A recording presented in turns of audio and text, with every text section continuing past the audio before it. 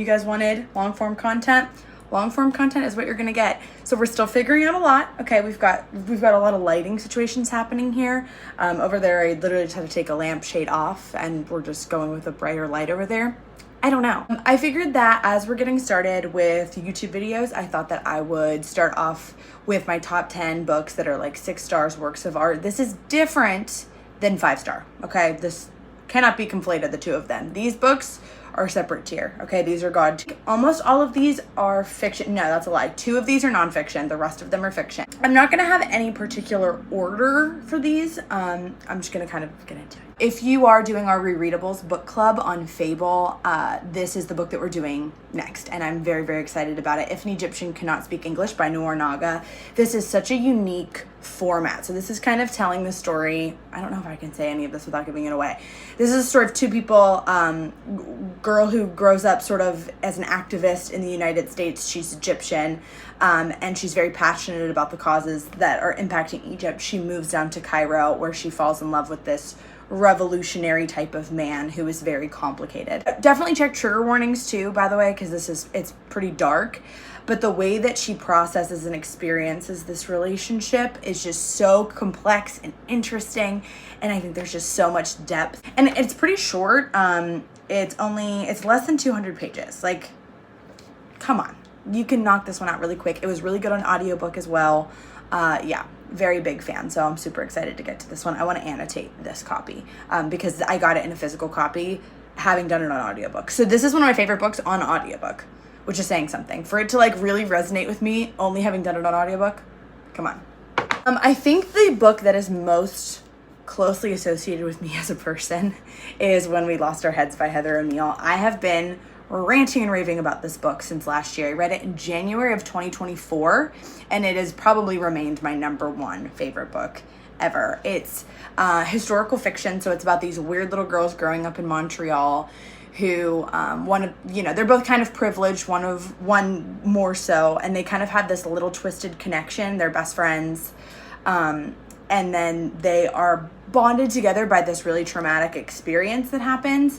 And it's like this such an intricate web that Heather O'Neill weaves in this that just absolutely blew my mind. I don't want to give anything away. There's just some big reveals in this one. The plot is really intricate.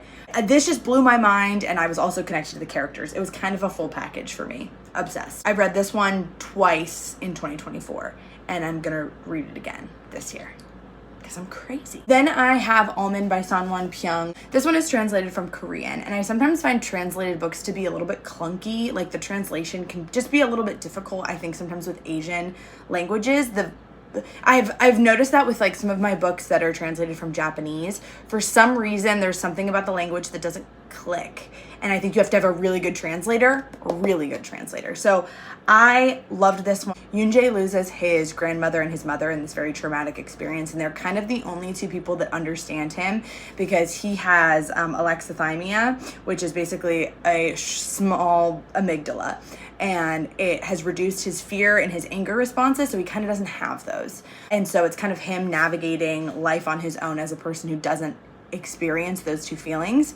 And then as he gets older and he starts to kind of develop what you could approximate are those feelings, he kind of doesn't know what to make of it. He's having this friendship with this character named Gon, who is kind of the exact opposite of him, and it's him navigating emotions as an adult, having experienced some intense grief. It's a lot packed into this little teeny tiny book, and it really just impacted me. I thought the way that you had Yoon-jae kind of experiencing human emotion for the first time, I just thought was really like a thought that was super interesting. I remember I read this shortly after I had watched the movie Poor Things. If you know that movie with Emma Stone, it's a lot about like being an adult and having emotions for the first time. And so I think it kind of like all of it resonated with me at once.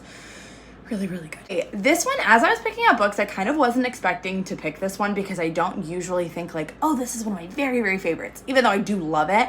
But when I was thinking of books that I do think of when I think like works of art, I do think of this one. So this is The Devil All the Time by Donald Ray Pollock. This is a movie as well that has a lot of really famous, well-known actors in it, and we never talk about the movie ever. I think it might still be on Netflix. I have no idea. I rewatched it pretty recently, and the movie's okay. I think obviously the book is better. This is like a dark, gritty, I guess literary fiction, maybe like, I don't know if you'd call it like kind of horror maybe. This cast of characters that live in this Ohio town back in the 50s, and it's kind of just following all these interconnected stories. Clearly there's a theme. I just love an interconnected story of all of these people that live in this town, and it's very dark. There's a lot of people that you don't understand why they're related to one another, and then in the end you kind of figure it out. But it's not like a mystery, but it ends up kind of playing out like one. Now, I'm not one of those people that's like, oh, because it's a classic, it's gonna be the best book ever. I've read some classics that like totally don't do it for me, and like clearly may have been of a time, but are not didn't impress me, okay? There's also books that do not fit that category, and one of those is The Bluest Eye by Toni Morrison. Can you even handle this? Toni Morrison is exquisite. I have 2 of her books over there that are on my little TBR shelf that are coming up like in the next 2 months or so. At least theoretically, that's what that shelf is.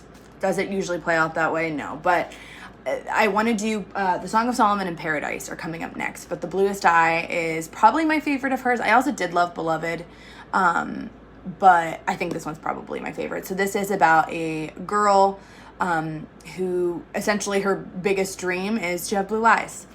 She wants to be a white girl with blue eyes, and she has a lot of self-hatred and pain.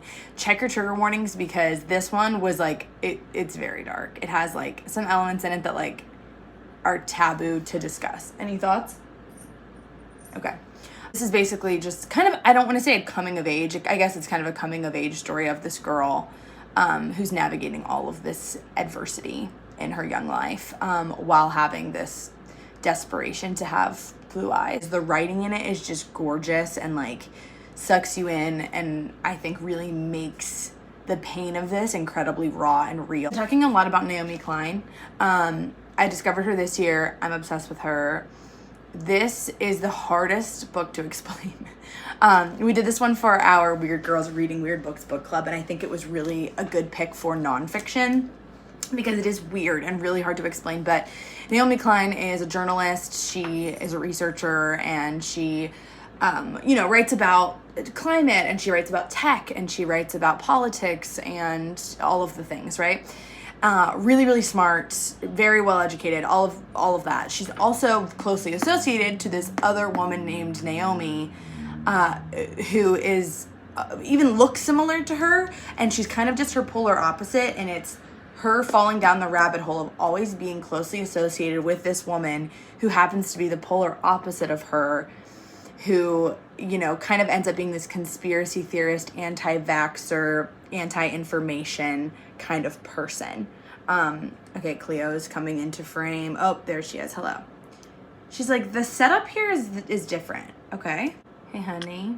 Oh my God. The fact that it's so clear. Okay. Oop, I didn't take my allergy medicine today. We're gonna be in trouble. Yeah, this is just the way that it's formatted was so smart and like really explored things that I have never once considered, and then also explored things that I've always considered and have never had anyone to talk to about it, or just the intersections of all the things I'm interested in. I just adored it. There's no other way to describe it. If you're like, yeah, I still don't understand what this book's about, me either. Until I read it, and then I was like, oh my God, yeah, this is, trust me, just read it. Okay, I'm gonna give you one that's like pretty famous that you're definitely gonna know of, and then the other 2 that you may have never heard of or haven't heard enough about, certainly. So, famous one, Just Mercy by Bryan Stevenson. This book is probably what got me back into reading in my adulthood. I think this is the first book that I think I was like, found life-changing and genuinely made me change my major to social work, and my life is genuinely different after it. So Bryan Stevenson started the Equal Justice Initiative based off of cases like this of Black and brown people, poor people who are disenfranchised by the justice system as it stands right now. Sorry, Cleo's being a freak. So this is mainly following the story of Walter, who is a man who he represents, who's on death row, who's wrongfully convicted. And so it tells a really hopeful story, but there's so many dark, disturbing stories that are in here from, you know, history, but then also very close to present day. So you can watch the movie. Obviously, the book is better. It's this one specifically. I've thought about getting a new one that isn't like as covered in marks and highlights and whatever, because this one's a little bit destroyed. And I've given it out to friends, and they've like also put notes in it. So I'm like a little bit too connected to this copy specifically. Oh wow, I'm like looking at all of these. We are bodies of broken bones. I guess I'd always known but never fully considered that being broken is what makes us human. We all have our reasons. Sometimes we're fractured by the choices we make. Sometimes we're shattered by the things that we never would have chosen. But our brokenness is also the source of our common humanity, the basis of our shared search for comfort, meaning, and healing. Our shared vulnerability and imperfection nurtures and sustains our capacity for compassion. We have a choice. We can embrace the humanness, which means embracing our broken natures and the compassion that remains our best hope for healing. Or we can deny our brokenness, forswear compassion, and as a result, deny our own humanity. Oh my God. Caleb Azuma Nelson's Open Water is truly just a long poem, and it's beautiful. It's talking about a couple that live in London that are both Black. They are navigating race living in London, and they're experiencing racism in different ways that kind of are impacting the nature of their relationship and how much they're able to connect with each other. I would call this a romance, but it is like a deep dive into the emotion of the thing. That, like, these are actually pointless now because they're not even really decipherable. Okay, this is just one I have underlined. You know that to love is both to swim and to drown. You know to love is to be a whole, partial, a joint, a fracture, a heart, a bone. It's to bleed and heal. It's to be in the world, honest. It's to place someone next to your beating heart in the absolute darkness of your inner and trust that they will hold you close. To love is to trust. To trust is to have faith. How else are you meant to love? You knew what you were getting into, but taking the underground, returning home with no certainty of when you will see her next, it is terrifying. Oh, God, it's so good. I've reread this once. I want to reread it again. And then lastly, for no particular reason, because I adore this book, and I was actually just thinking about rereading it today, Long Island Compromise by Taffy Brodesser Akner. I always mess up her last name. She's the writer of Fleishman is in Trouble, and I love her writing style. I think it's one of those ones where you'll jive with it or you won't. It's a sweeping family narrative that talks about this very privileged family that lives in Long Island. They're sort of like Jewish Long Island royalty. And they experience this traumatic event that happens whenever the kids are young that ends up kind of setting the scene for the rest of their lives, even though it feels like maybe something that could be moved past. It's about repression. It's about pain. It's about what we don't talk about in families, about the stories that we carry on in our families, about appearances. It's the way that she can make the characters so complex that I think is super interesting. She did the same thing with Fleishman is in Trouble, which I also really loved, where the characters, you see them from one angle when it's their perspective or it's their narration, but then you hear about them from other characters and you get a better understanding of who that person is based off of how other people are viewing them. It's really good, okay? That's all there is to say about it. It's really, really good. All right. Listen, those are my top 10, and I'm sure I will watch this video back and I will think, oh wait, no, I should have picked different books. So there's a chance that there's going to be more to this altogether, because there's a lot of books that I really love, and hopefully you will love too if you keep watching. Bye!